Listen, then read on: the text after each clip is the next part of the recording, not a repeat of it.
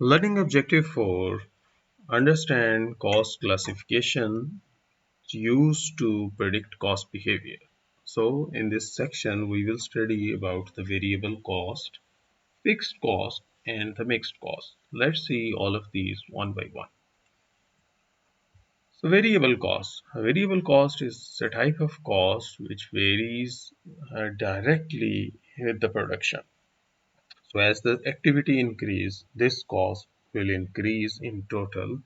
As the activity decrease, this cost will decrease in total. For example, the raw material.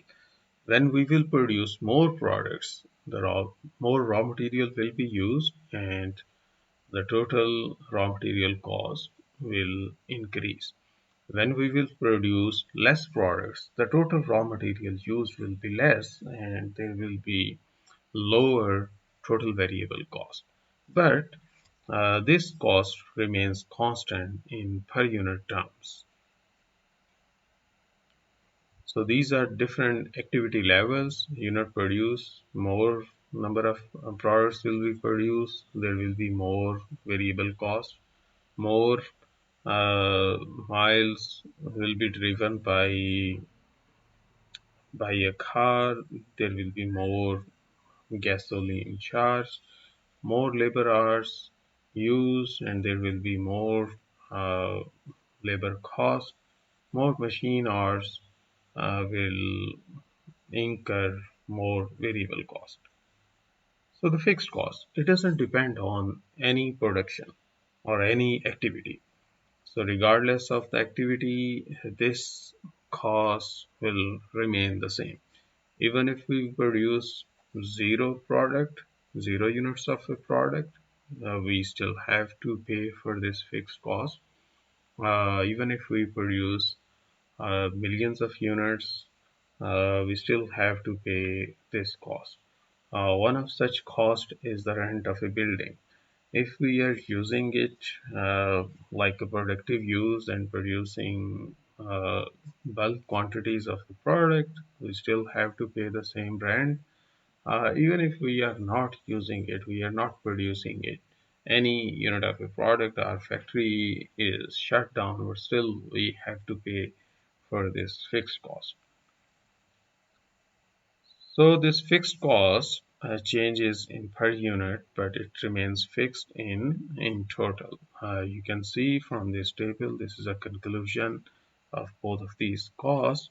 So the variable cost, total variable cost increases and decreases in proportion to changes in activity level, while the variable cost per unit is constant. Fixed cost, it's not affected. Total fixed cost is not affected by changes in activity levels within the relevant range, but the fixed cost per unit decreases as the activity level rises and increases as the activity level falls.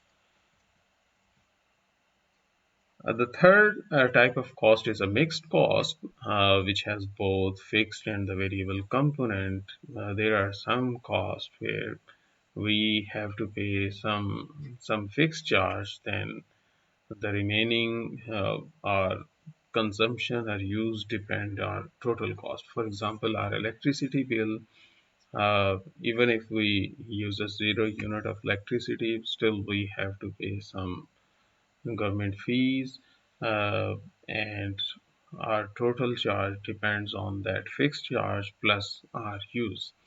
So here, if we see this graph, the area between these two red and black horizontal lines is the fixed cost, and the area above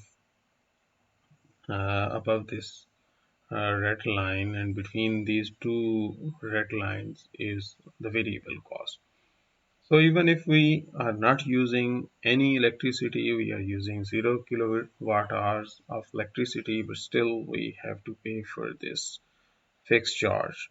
And as our activity, our electricity consumption increases, our total cost increases, so our variable portion is increasing with our use of electricity.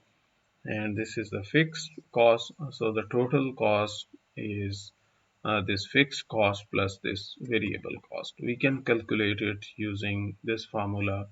So y is the total cost, a is our fixed cost, b is the slope of this line, and this is the variable cost per unit, and x is our activity level.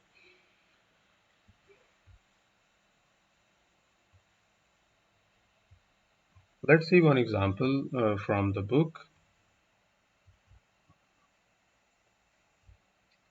Example 1.4.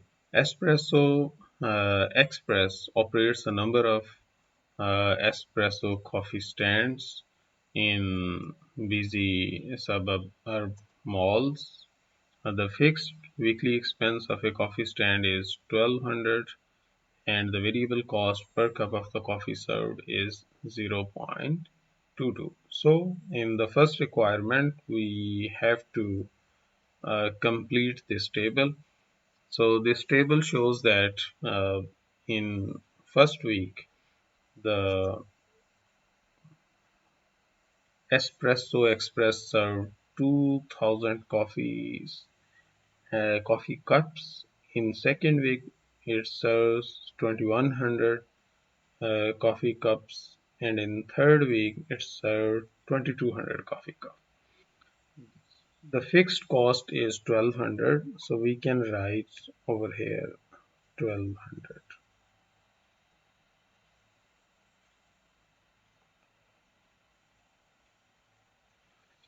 Variable cost per unit is 0.22. So to calculate the total variable cost, we need a calculator. So we will just multiply the activity. For first week, activity is 2000, and multiply it with the per unit variable cost, which is 0.22. This will be 400 and 440.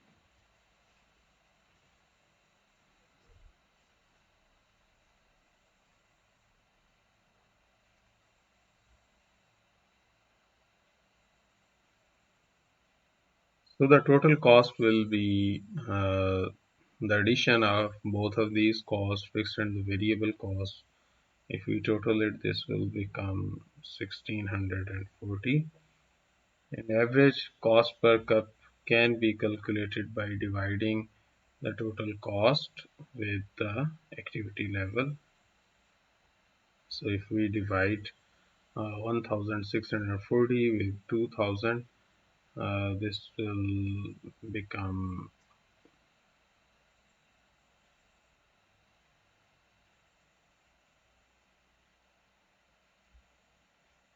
0.82.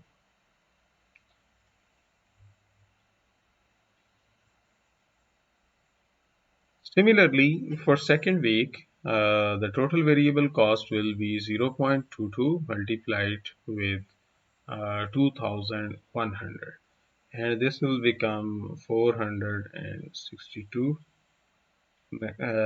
And for third week, this cost will be 484. The total cost will be 1662, 1684.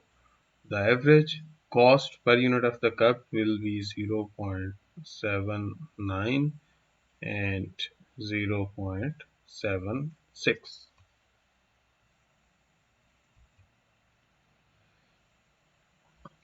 Requirement number 2. Does the average cost per unit of the coffee served increase, decrease, or remains the same as the number of cups of the coffee served in a week increases?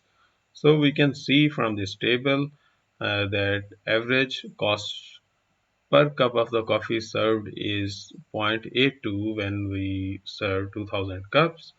When we serve 2100 cups, the cost decreases from 0.82 to 0.79, and when we serve 100 more cups, uh, and in the third week our serving was 2200. The cost per coffee further decreased to 0.76. This cost decrease is coming from this fixed cost. So these fixed cost is being divided on more number of cups as our production is increasing, as our activity is increasing. So the cost is decreasing mainly due to the higher activity level. This decrease of cost has nothing to do with our variable cost because it is fixed regardless of our activity.